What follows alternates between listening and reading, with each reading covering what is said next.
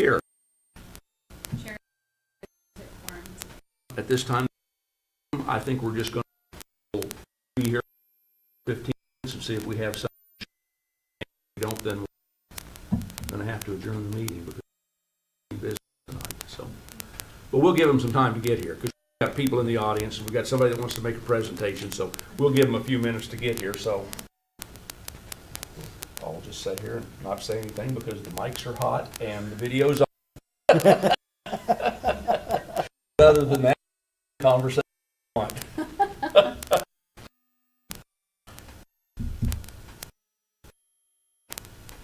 You texted.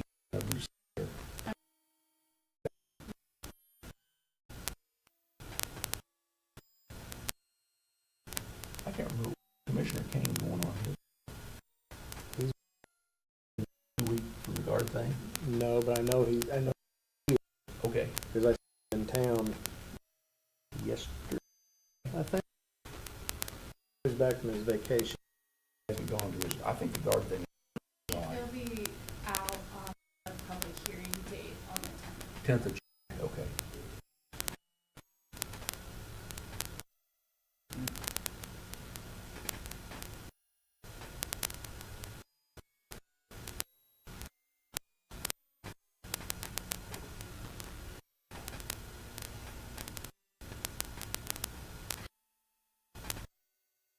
I seen Billy in town today.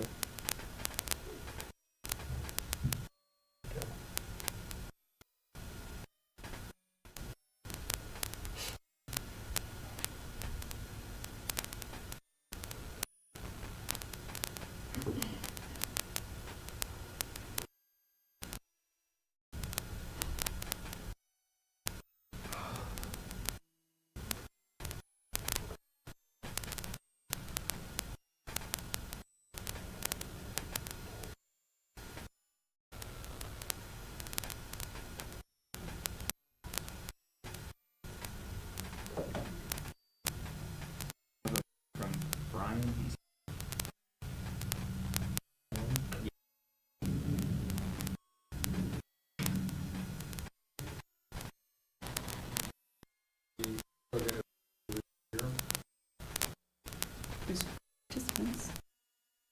Progress. Can you guys hear me?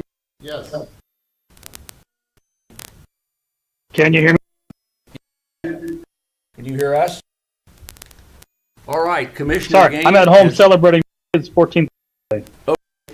Thank you for showing up because we needed you to have a quorum. So Commissioner has joined us via Zoom. So we do So if you quorum, yes, with you, quorum. what is up with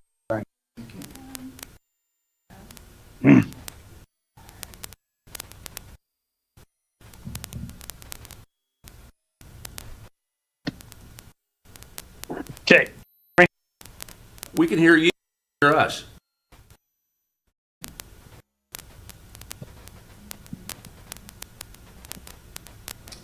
How now? Yeah, All right, we're good to go then. So it's, I would ask any planning commission member to make a declaration of any of interest as part of side communication that might to hear also item on the agenda so that they might come to a fair. We're going to move on so to the consent agenda of the April 25th, 2024 session meeting and the 2024 meeting minutes. I believe we had one little change on one of those, and I don't remember which one, but is there a motion to approve them as amended? So moved. Is there a second? I'll second. Motion and a second. All in favor say aye. Aye. Opposed? Moving right along to new business. Zach. All right, the first item on the agenda this evening is a rezoning application for 818 West 10th Street. This is to include an overlay district of housing opportunity overlay on the existing R2 zoning as requested by Slade Vandeventer. So the subject site is currently a vacant long lot of approximately 0.27 acres or 11,845 square feet and zoned R2, two-family residential. And the surrounding area is also residential with R2 zoning and residential uses in all four main or cardinal directions and R3 zoning to the northwest. The applicant is proposing a replat of the property, which the preliminary sketch has been included in the application and will be on one of the slides.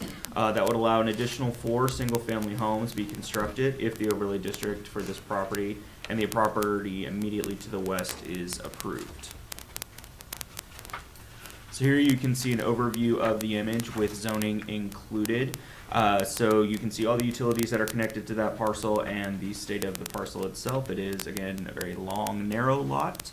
And it is currently zoned R2, and this would not change with the proposed overlay district. So the purpose of the overlay district is to, depending on the overlay district, allow certain types of development and certain limitations and regulations to either be more enforced or potentially less enforced based on the underlying zoning district. So in this case, the housing opportunity overlay district would allow for narrower lots and lots that are smaller than the typical square footage required per dwelling unit by our zoning code. This would allow the applicant to add an additional house. They are proposing one on the south end, and I'll show that when we get to that slide. But this basically would allow them to put additional housing in this area. And the property is currently vacant and has access to all city utilities and services. So this is the very rough draft of the replat that the applicant is looking at. North is oriented to the top there. So what he is proposing is reorganizing the parcel lines to essentially create 2 parcels along West 10th Street. And I can flash back real quick. You can kind of see it's basically those 2 corner lots. They would cut that in half and make 2 frontages along West 10th, and then 3 additional lots to the south along Olive Street. And again, the purpose for the overlay district is to allow smaller frontages and slightly lower square footage than would usually be required within the R2 district, which it currently is, and allow for these parcels to be developed with single-family homes, which is already allowed by right within that zoning district. Here we also have some images of the proposed elevations and floor plans for the single-family homes. You can see they're 3-bedroom, single-family homes, pretty straightforward and standard, and would fit fairly well in with the fabric of the neighborhood as it currently is. And given that this is a first reading of this item, I've provided a summary of findings for this evening, and at the public hearing in July 10th, I will go through each individual finding for you all. But in the initial review of this application and in determining a recommendation, staff did find that the proposed rezoning would not change the underlying zoning of R2, and that all permissions and limitations that currently exist on that property within the R2 district would still stand as far as use. The HOO district basically just allows smaller lots. So that would be the primary change with this rezoning. And the proposed overlay district would be consistent with the surrounding area given the current zoning and uses, and there'd be no detriment or negative impact to the public health, safety, or general welfare of the neighborhood. And while relatively uncommon in the city, the HOO overlay district does serve as an opportunity to provide additional housing that is needed and preserving the regulations of the underlying zoning while doing that. And again, Planning Commission will have the opportunity to take action on this item at the July 10th public hearing. Okay. Any questions? Yes. Could you go back to the first slide, please? Okay, that house on the corner of 10th and Olive, that sewer for that house is gonna go right across that lot that he's proposing to face 10th Street. What's the plan? We are not in the plotting process yet, so that plan has not been fully established. Again, the primary thing we're focusing on this evening is the actual zoning of the property and whether or not he can move forward with smaller lots. How those lots are actually going to be configured is not set in stone.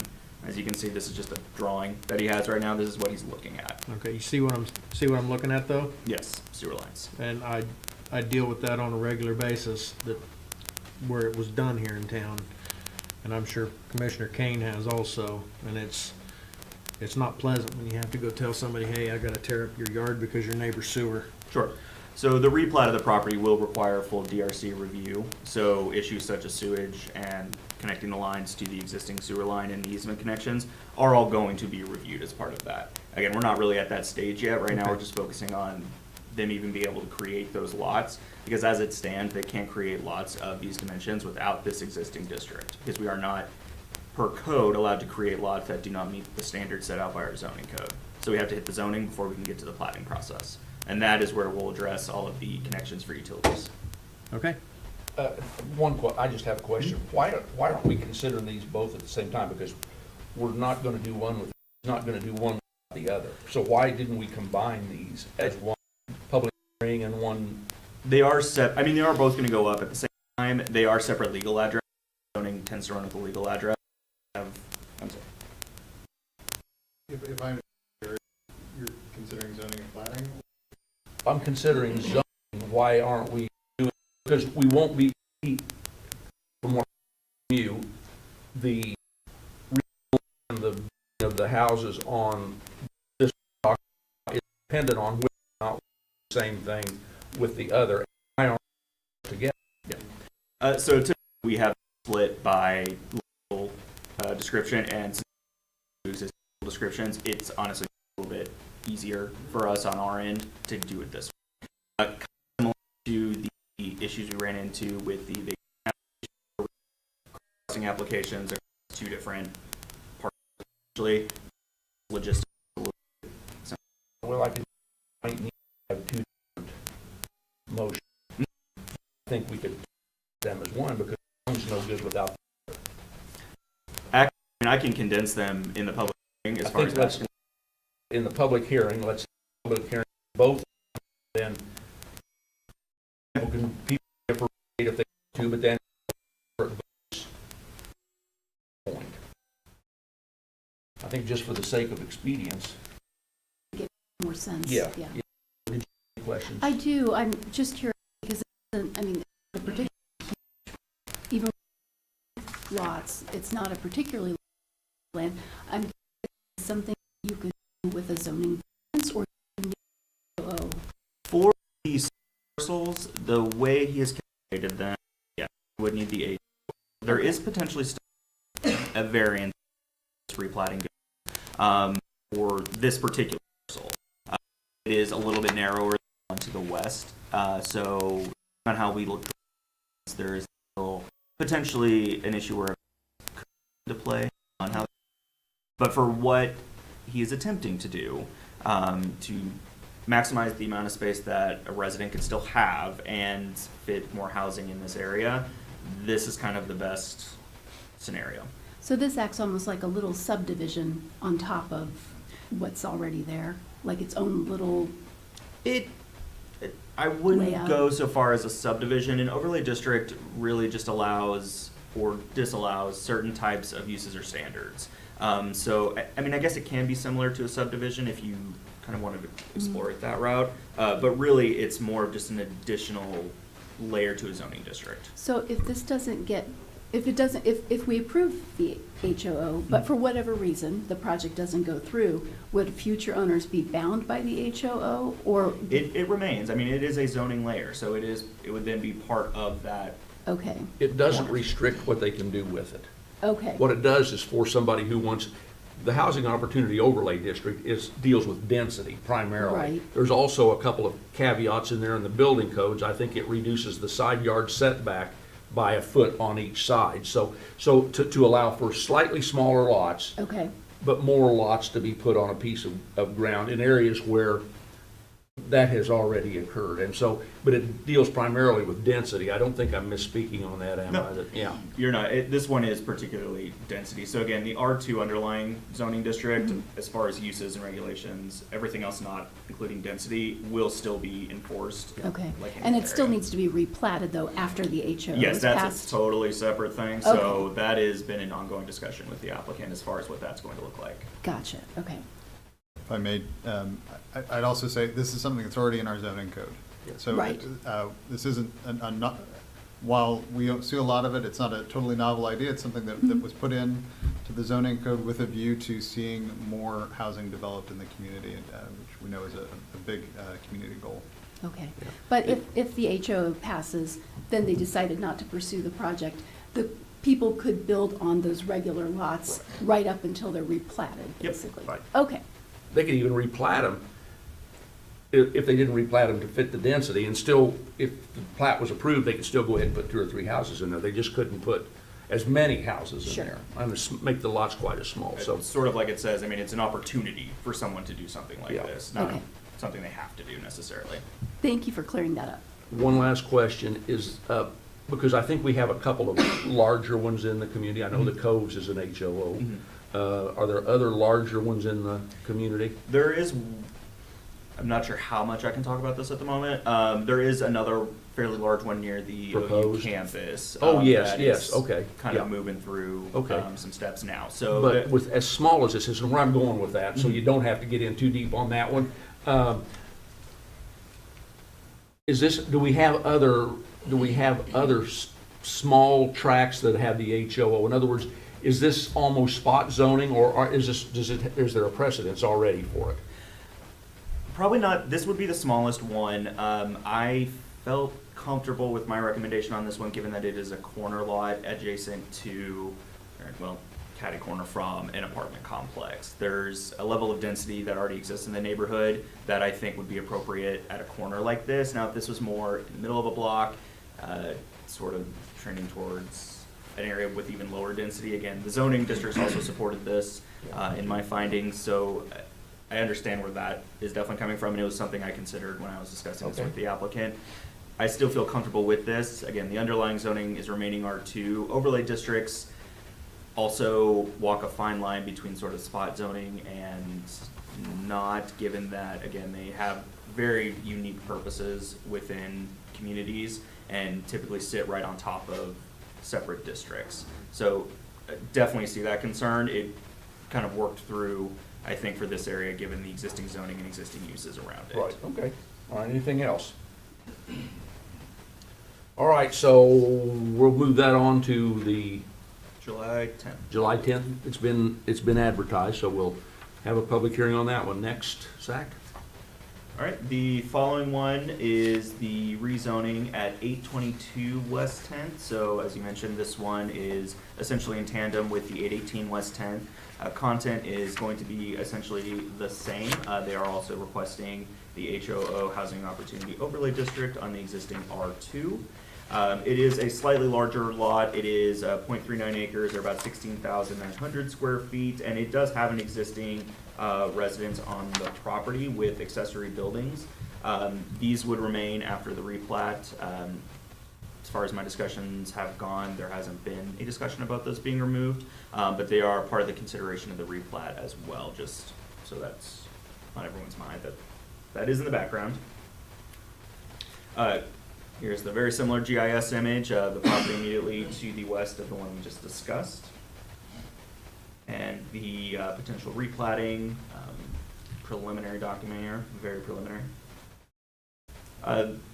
Slade does intend on using similar floor plans again for the four other lots if that is replatted. And then in determining a recommendation, staff did find again that the rezoning would not change the underlying zoning and all permissions and limitations that currently exist on that property with that zoning.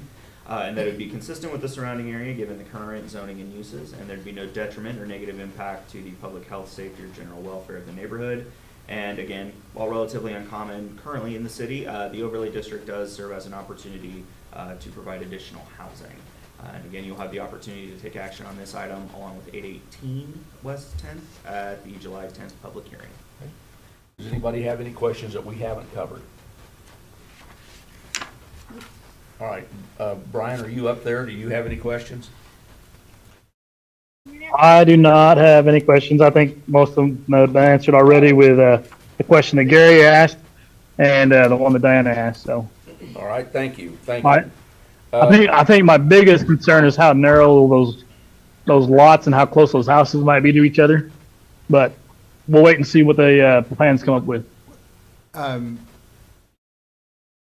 What is currently being proposed, are we at 47 feet? Yeah, it's about 3 feet off of the minimum. And was it a 22-foot house On width. or 25? No, it was It's about 25, yeah. 25. So they'd still have, I think we were looking at it the other day, and if it was this house, still have about 20 feet between the houses. So should feel actually quite spacious. Okay. And our Yeah, it's just hard to tell on the drawing.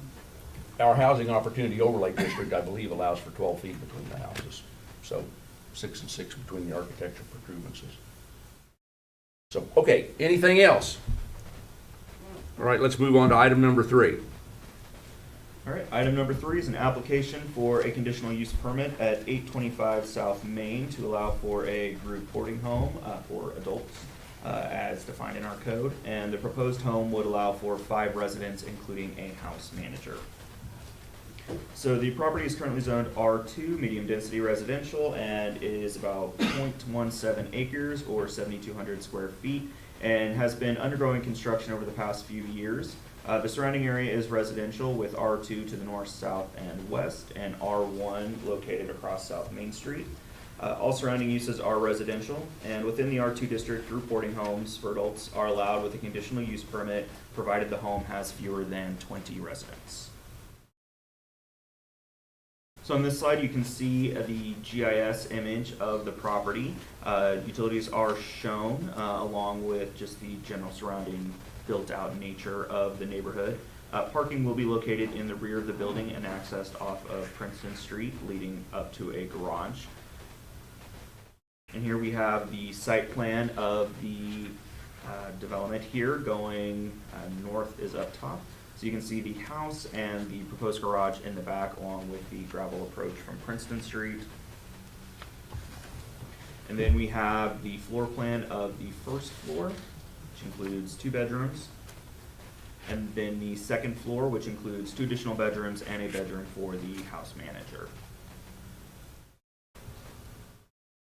So again, similar to the rezonings, I will dive fully into all of the findings at the July 10th public hearing, but a brief summary of the findings include that the proposed CUP would be consistent with the surrounding uses and underlying zoning, and it does not place undue burden on existing transportation, utilities, and other services.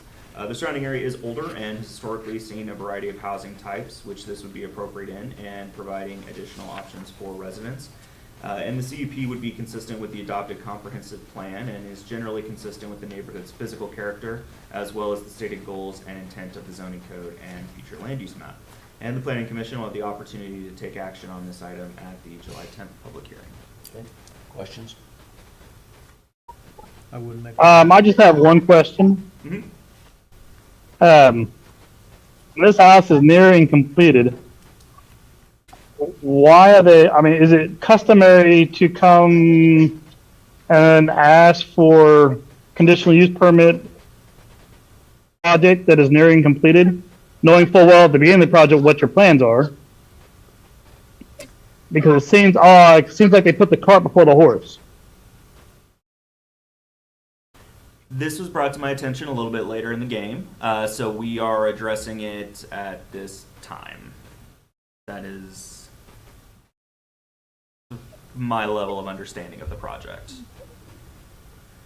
I would comment, in the 700 block of South Main, George Ogle built an Oxford house, which I don't know that this would be an Oxford house, but it is set up to house a number of adults, and I don't know what the number is, but it's more than 2. So I don't know that that would really be any different than what Mr. Ogle was allowed to do. And kind of addressing that, I will note that this is, by definition, distinct from those types of homes. This is specifically designed for non-related adults, essentially. My understanding of this project is that it's geared towards Ottawa University students, and this would allow them to all live within one home, and there would be someone basically overseeing the home. So would this even be an issue if it was just 4 people? I mean, it would just be renting out rooms basically in your home. This, yes, kind of. Them being unrelated is sort of what makes it a bit tricky within our code definitions. But again, this being a smaller request, it's not a huge issue there. It's about the size, I mean, it's the size of my family, 5 people in a house. It's not an outlandish amount of people within a neighborhood like this, but by definition, yes, they'd likely still have to come for the CUP. You guys, I don't, yeah, I'm just curious about what prompted the need to actually go through for the It's, permit.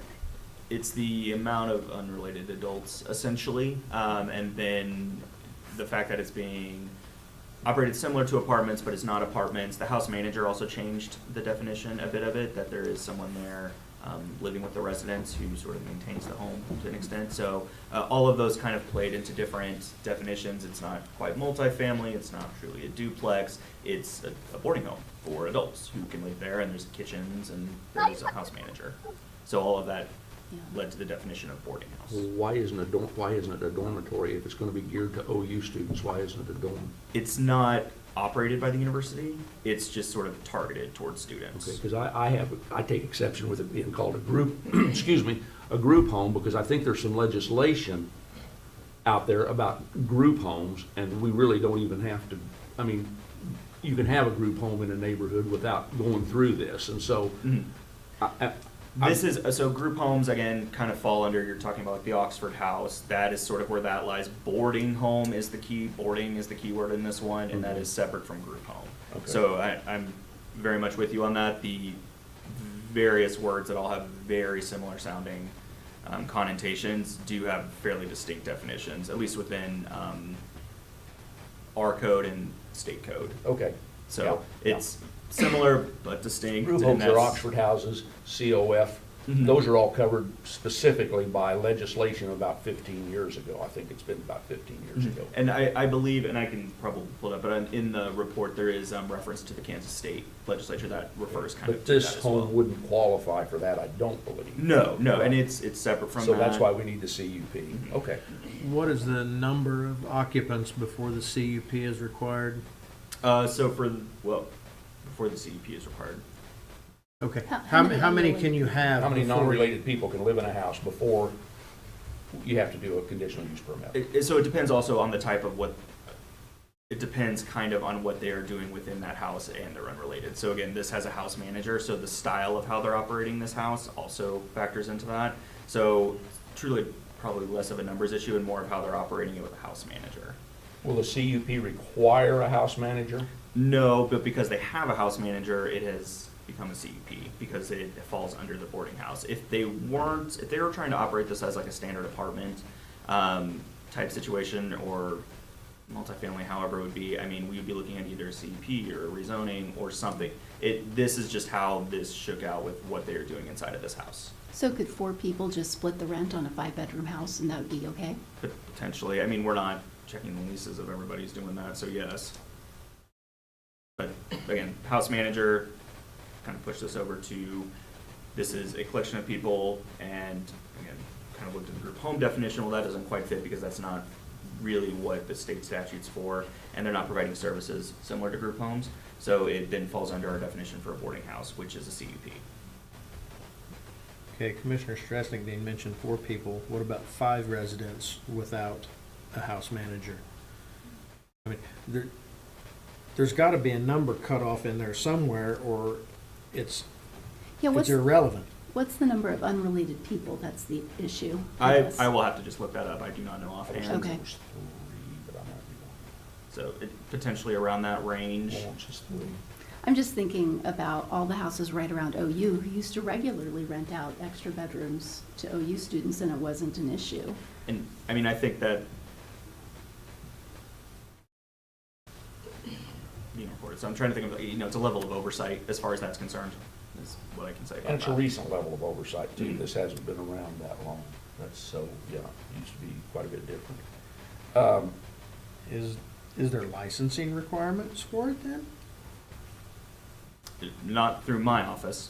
I can, at least like my specific planning and zoning section, what they would require from what I do is the CUP.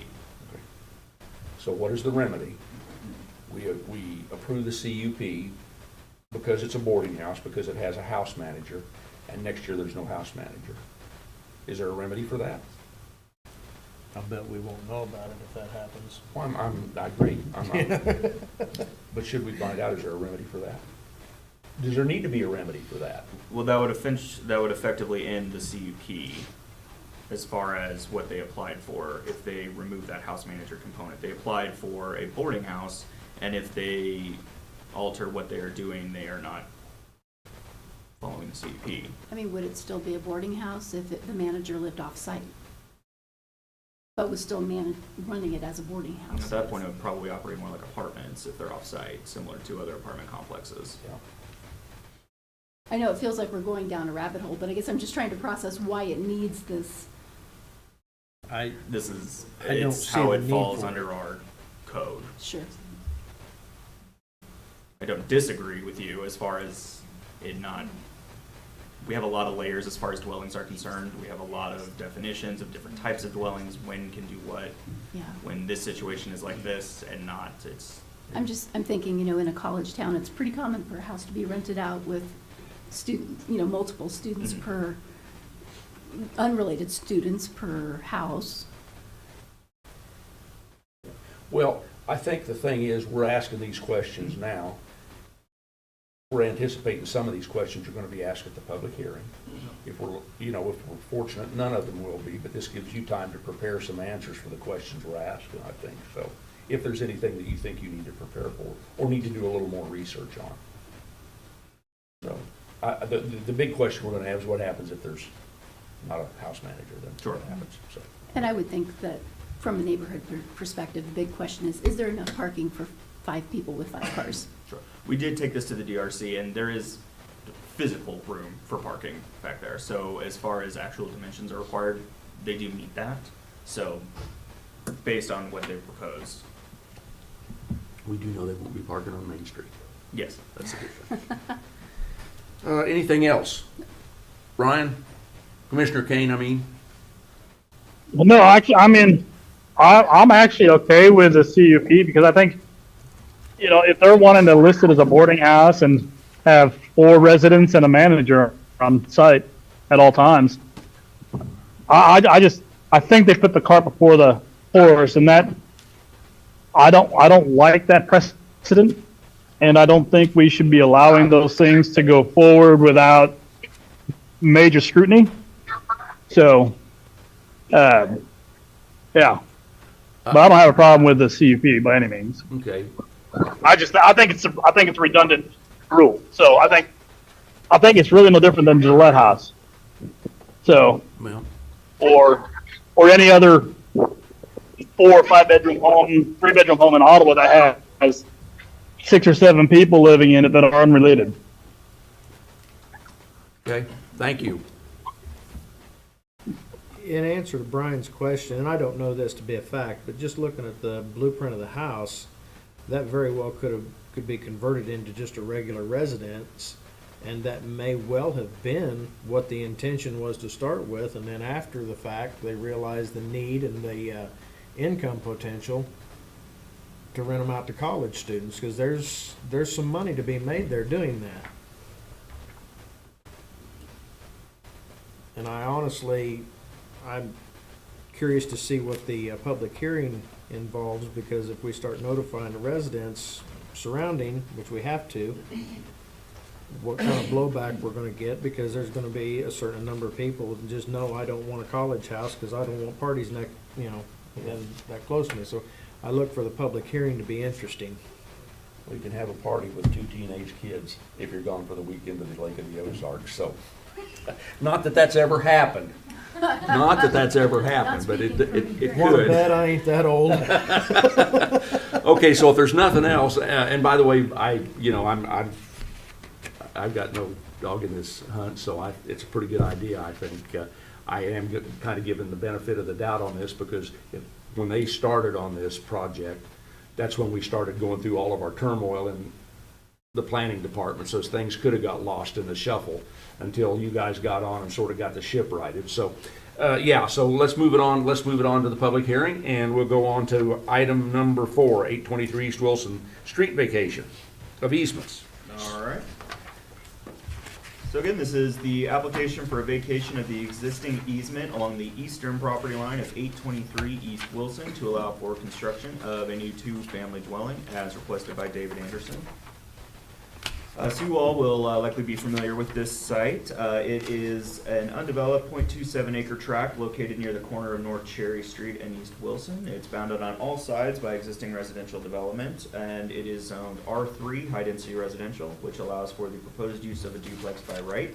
And the application is an updated version of an application denied by the Planning Commission, and it is eliminating the request for a vacation along the western property line. Okay. So we can see the image right here of the parcel. So we are requesting essentially the right-hand side of the highlighted parcel. So that is where the easement currently is, and that is what is being requested to be vacated. There are no existing utilities in that easement, and there are none proposed or planned.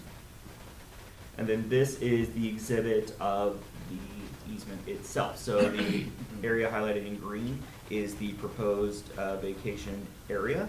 And there are, again, no existing utilities in that site and none planned. And the easements along the western, which is, sorry, I rotated this since I've written this, but the western is on the left-hand side and the northern are to remain.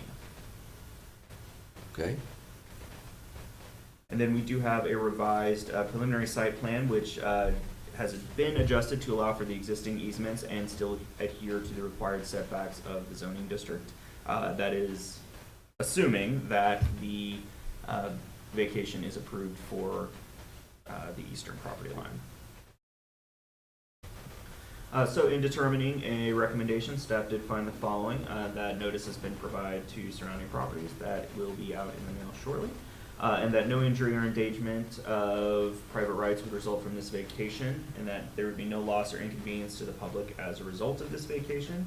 And just as a note that the applicant has worked with the city and commission to address concerns that arose from that initial application, and that we'll have the opportunity to take action on this item at the July 10th public hearing.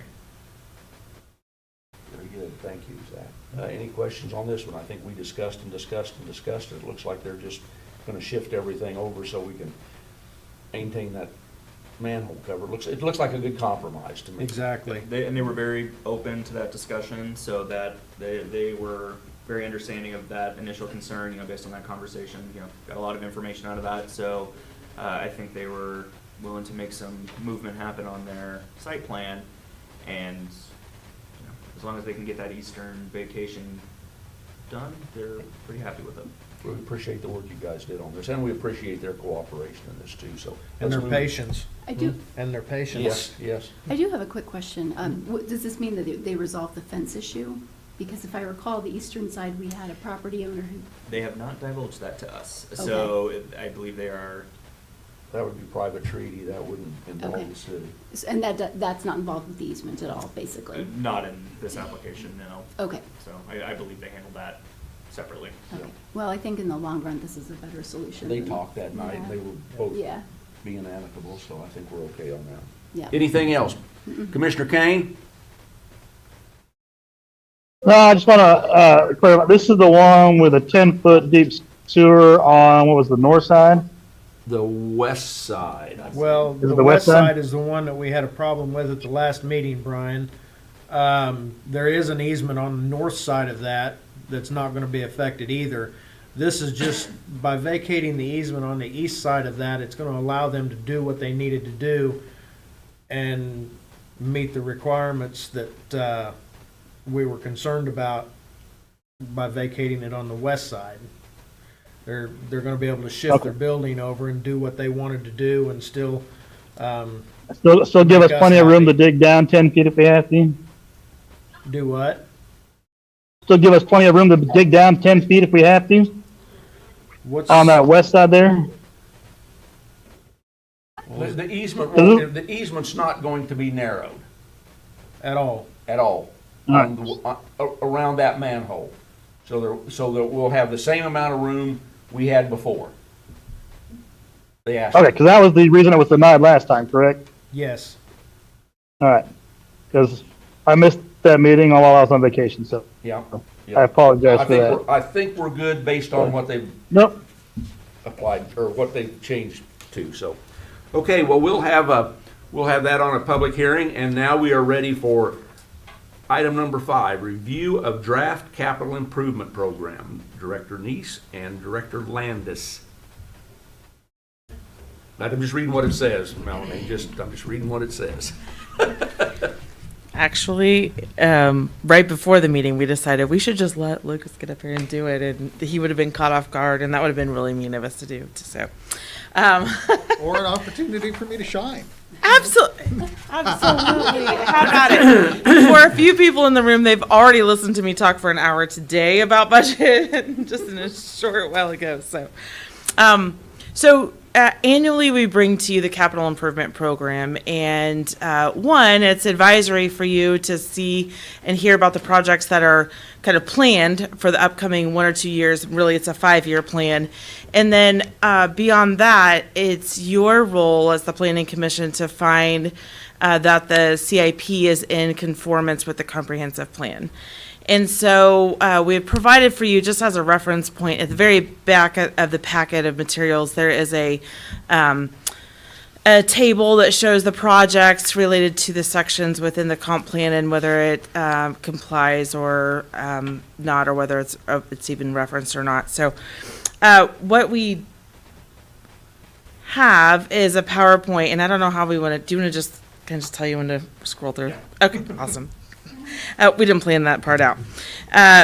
In the document, or in the packet, what you had is our kind of a draft CIP document. This would be our publication document, and this was brought to the City Commission first in April, and we have changed our process from a few years ago. So it used to be that we would bring a CIP and discuss it really late in the year, and that was after the budget was adopted for the upcoming year.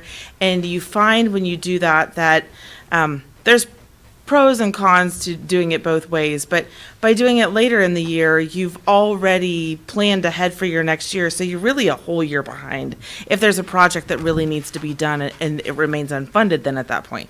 So by doing this early in the year, we run the risk of we haven't talked about budget yet, and we provide a draft CIP, and so there might be some adjustments along the way. That's the situation with this one.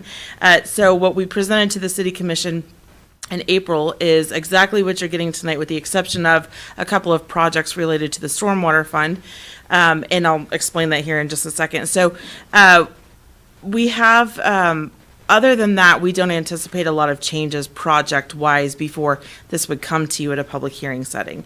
So part of the requirement for you to find it in compliance with the comprehensive plan is to hold a public hearing. And so we have scheduled that tentatively for August 14th. And so to back into that, we would want to bring this back to you one more time for you to ask questions, because I don't anticipate that you've read, thought through everything that you received and have all of your questions available tonight. But we want to come back to you and give you an opportunity to ask more questions about the projects if you want to at a meeting in July. Okay. I don't remember the date off the top of my head, so I'm really sorry about that. To talk about the CIP just a little bit. Funding is always a question. How are we going to afford to pay for that project? Or is there even funding available for that project? And what you'll find in the document is that there's a couple of summary pages. So there's a summary listing of all of your projects. Then there's a summary listing of the funding of how those projects might be split up between funding sources. And there's a lot of different funding sources that are available for capital projects. So if it's a street project, it could be the special highway fund. If it's a parks project, it could be special parks fund. If it's an airport project, it could be a partial funding from the airport fund, which is supported by the general fund, property tax dollars, and it could also be largely supported by the FAA or KDOT in order to get that project done. So it's important that I think everybody, the public included, who might be watching this now or later, to understand that not everything in here has in our initial draft of the CIP has a planned funding source. However, sometimes timing is everything. And so if there's something that remains on our future project list, but a grant comes available, and we are able to accomplish that by finding maybe a small grant match to be able to make that project happen, then it will become a little more fluid and those projects get moved around. Generally based on priority and generally not a brand new project that was never considered. So inside of the document also, when the infrastructure dollars came out, both from the federal side and the state side, we sat down as a city staff and we went through every department and we said, give us your biggest list of all the things you know that need to be done across the city. And so that future project list that's included in here, many of those projects don't have a funding source identified. They don't have even a project amount or cost assigned to them even, because they weren't projects that were really on our radar for current or future, real near future completion. But they're important to us to make sure that we're communicating to you and to the public that they are on our radar. And so if a funding source becomes available, then we can do the rest of our work, figure out how that's going to happen, where the budget authority is going to come from, where the cash is going to come from, and then proceed with the project from that standpoint. So with that, I do have slides that are related to each of the projects that are in the CIP, or I could cover them just in general and just list for you what's in there, and then you could have time to chew on it. We can come back at a July meeting and discuss them in more detail if you would like. I'm happy to do whatever you would like at this point. Prerogative of the chair, I think we want the cliff notes tonight, and you can come back during the day when you guys haven't already had a big meeting and been here all day, and we can talk about it at one of our study sessions, if that's all right with you. Yeah, that's fine with me. So I'll, if you could go up down two slides to one more. All right, this is page one or slide 1 of 2 of a summary of the projects that are included in here. So for the airport, we have the reconstruction of the taxiway. The design is currently, it just got finished. It's just now completed. The design this year in 24 was funded between as a KDOT grant and the city funding through the airport fund. And then the reconstruction of the taxiway itself will be an FAA grant and the city match of 10%. It's a $3 million project. And so we've structured, in fact, tonight we just talked about our budget for the airport fund and what that requires for a transfer to make sure that cash is available for the grant match for that project to happen in 2025. And then the construction of the maintenance hangar and the construction of the new T hangars and taxi lanes. Truthfully, these are in here with a year assigned. However, that plan will have to be somewhat fluid. And there's a really good reason for that. So we receive an allocation into our bank of dollars through the FAA as for so much every year. And in order to make that bank of dollars available from FAA very impactful for some of your larger projects, you really need to wait for that to accumulate rather than try to accomplish small projects at a time. So in order to accomplish some of the bigger projects, we need to wait then for our FAA dollars to bank again. So it could be 2 years, it could be 3 or 4 years before we're ready to move ahead with the other two projects. But and the same in the airport fund, because the balance in there is supported by general fund tax dollars, then we need to rebuild that fund balance as well to be able to offset for the grant matches for the future projects as well. There has been quite a bit of conversation about construction of new T hangars, and I will tell you that while it is sitting out there right now in the 2027 mark, we are still having active conversations about could we do it differently? How could we do it sooner? What would the funding be? How would we be able to recoup those dollars over a shorter period of time? Those types of conversations. And that goes back to the point of this is somewhat of a fluid document. Even after it's adopted, any of those projects could move from year to year. In the electric utility, we have the system conversion from the 2400 to 7200. That's an important project that needs to be completed. The river crossing for the circuits 8 and 10 for the structure rebuild, and then the 15th and main traffic light replacement. And with the system conversion project and the traffic light replacement would both happen in 25, or at least begin in 2025. The system conversion will take a couple of years for it to be completed fully. In the parks function, we have the city park playground improvements, which are slated for this year, along with the splash pad. The splash pad just opened. The city park improvements, or the playground replacement and improvements, will happen. Actually, they're going to start that work in early July. And the playground equipment itself was actually purchased at the end of 2023 with a 50-50 grant. And for the purchase of the actual equipment, it's actually in storage waiting to be installed. I believe just received the results that we received the grant for the surfacing that would go underneath the playground. So that's another 50-50 grant. So that should be installed yet this year, and then the splash pad for this year. And then the aquatic center is listed here because it is a high target item for a portion of the community. And when we initially presented the CIP, or had the discussion with the commission about the CIP, we didn't have it in here for the reason of the funding source hasn't been identified at this point, and we weren't close enough to that to be able to really put it into the active document.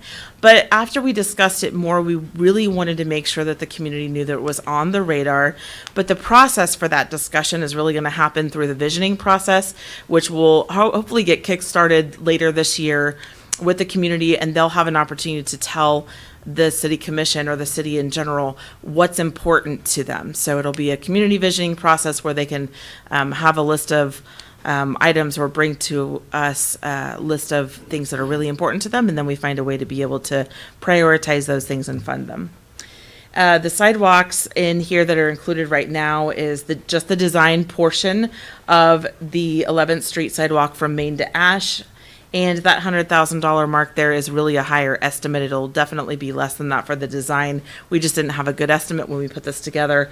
And then the Princeton Circle, I apologize for the spelling error, is actually the sidewalk that is partially there from north to south surrounding the Price Chopper area. And that will be funded with the TIF increment dollars that are in that TIF district from the development. Yes, it'll be a TIF project. Yep. And can you down to one slide? The water utility has several projects. These are water main replacements. And while they might normally be considered a maintenance type project, really they are. Normally we wouldn't put maintenance type projects in the CIP. We thought it was a good communication tool to be able to show people that those sections of water main are going to be replaced, and that we have an active 5-year plan for replacing portions of that.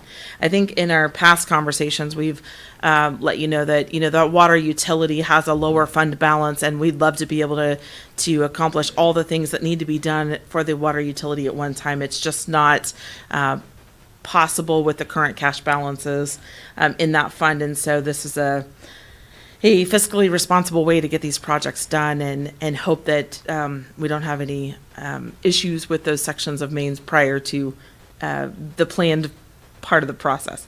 The rest of it, a water reclamation function. We have the West Side Sewer Interceptor. It will be a couple of year project. That's a very large project. We actually have 2 that need to be replaced. It's the West Side and the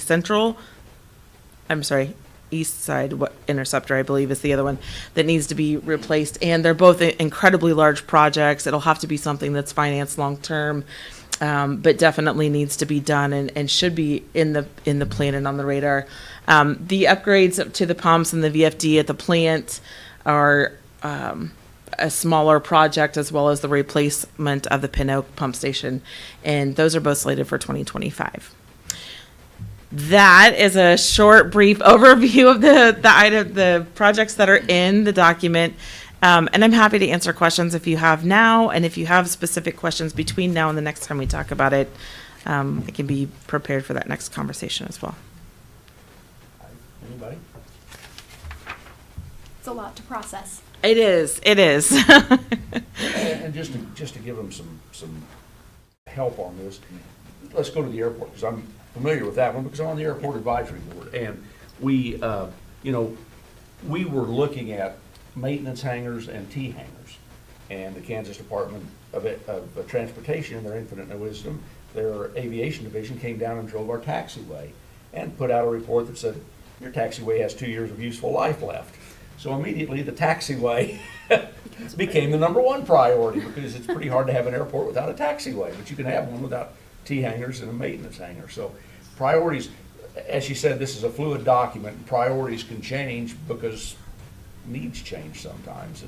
And you know, we're hoping that we have a little economic upturn, and the Congress decides to give us some 90-10 matching money and allow us to build hangars with them, because right now they don't allow hangars to be built with their 90-10 matching funds. And so, And the question before the planning commission will be, is this in conformance with the? yes, yes. With our comprehensive plan? I think, you could imagine, hey, we want a 4-lane road that goes from here to here, and you would go, whoa, that doesn't match our comp plan at all.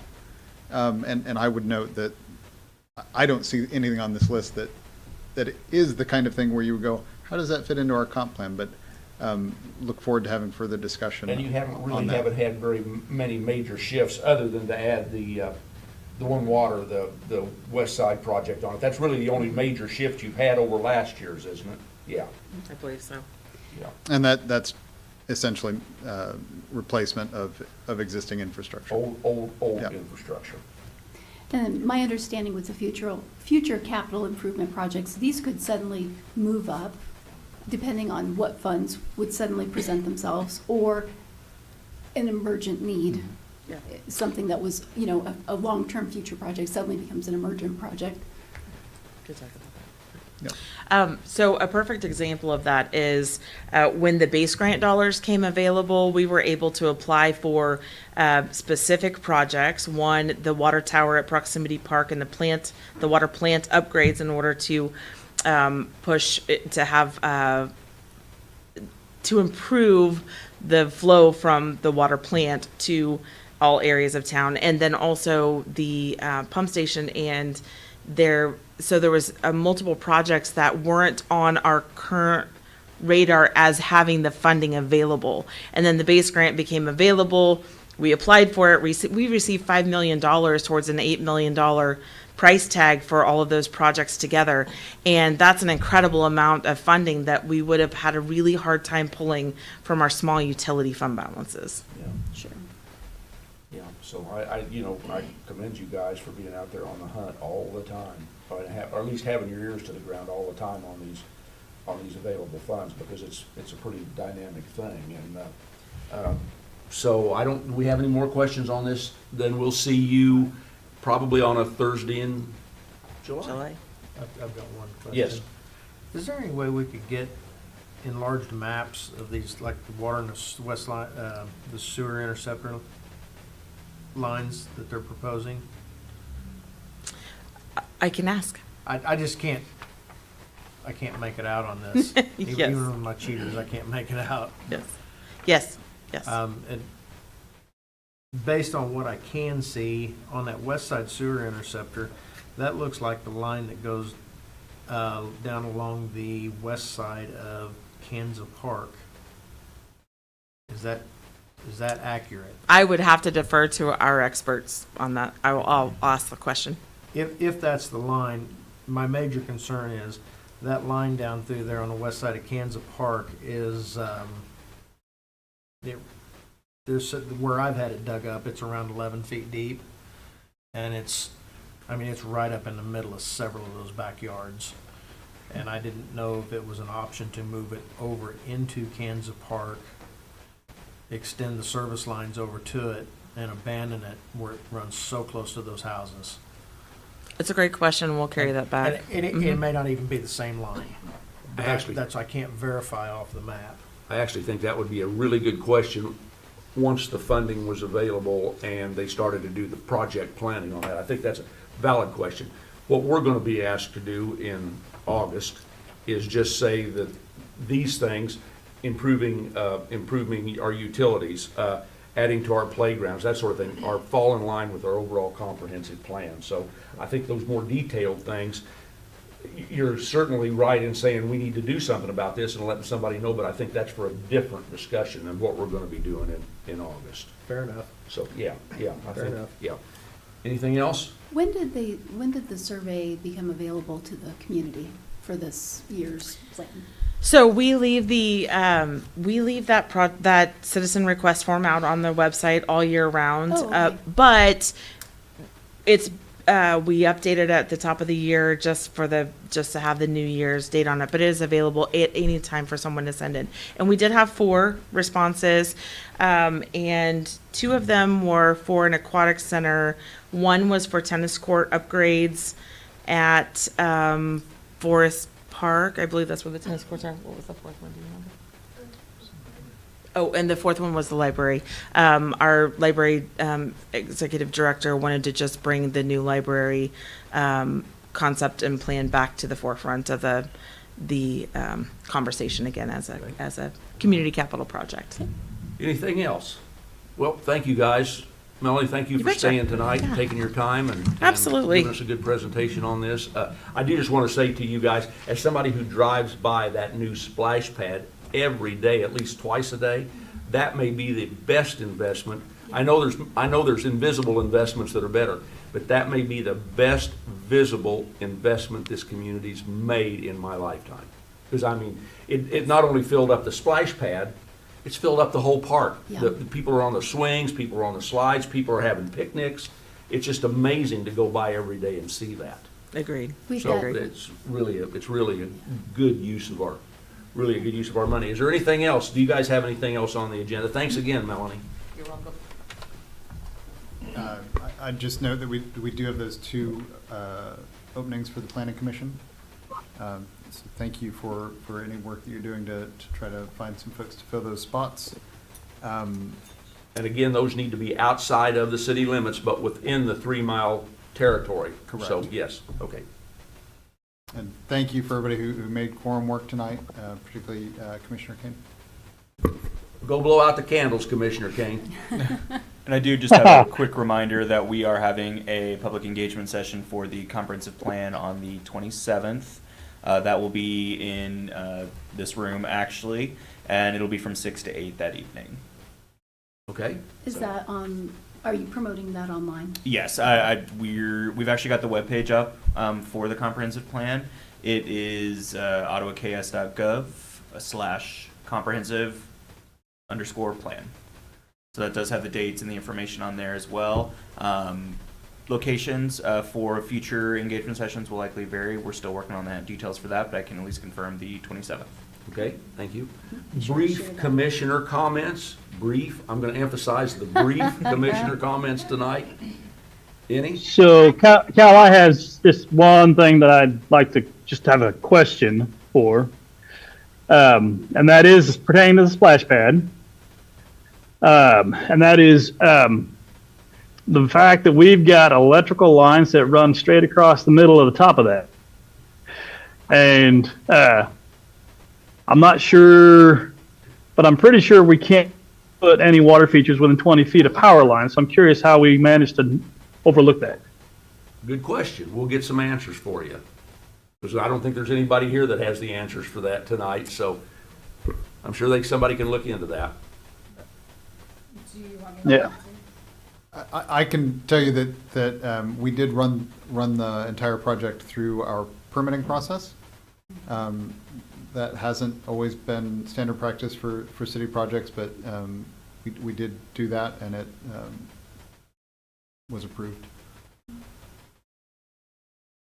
I think per our regulations as well, it's 10 feet above the, like, as a pool as well, so that was Really? into consideration. Yeah, you cannot have when you apply for a permit for a swimming pool, if your service entrance cable is going across your backyard where you want your swimming pool, you can't do it. Within 10 feet, onto side to side, or within 10 feet overhead? Overhead. Okay. So that's fine as long as the line stays where it's supposed to. It passed our permit process. Okay, so Okay. anyway, we're going to move on because we can't answer that question. That's not in our purview, but thanks for bringing that up. We can have somebody look into that, Brian. All right. Sounds good, Announce- appreciate it. I'm sorry? Hey, appreciate it, that's all. Okay, thank you. Announcements, June 27th, 2024, Planning Commission meeting at noon, City Hall. And remember now, they're all regular commission meetings, so we need a quorum. July 10th, 2024, Planning Commission meeting at 7 PM at City Hall. So if there's no more business to come before us, I'd accept a motion to adjourn. So moved. And a second. I'll second. All in favor say aye.